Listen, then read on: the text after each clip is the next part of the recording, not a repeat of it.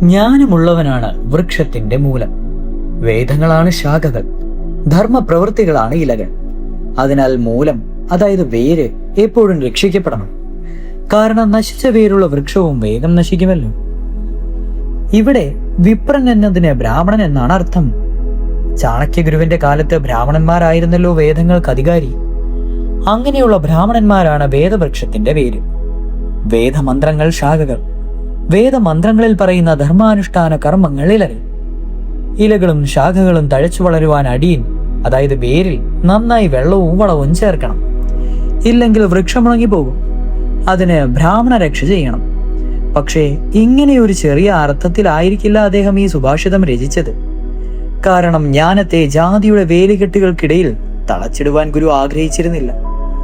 ഇവിടെ ബ്രാഹ്മണൻ എന്നാൽ ഗുരു, അറിവുള്ളവൻ എന്നൊക്കെ അർത്ഥം.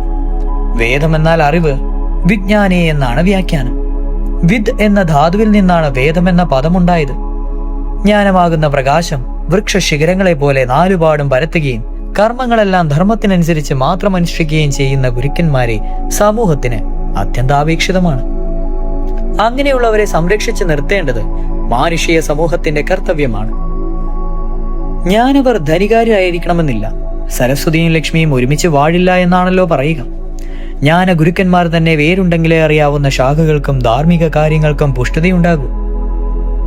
ചാണക്യന്റെ പല സുഭാഷിതങ്ങളും തെറ്റായി വ്യാഖ്യാനിച്ച് ജനങ്ങളെ തെറ്റിദ്ധരിപ്പിച്ചിട്ടുണ്ടെന്ന് എടുത്തു പറയണ്ടല്ലോ.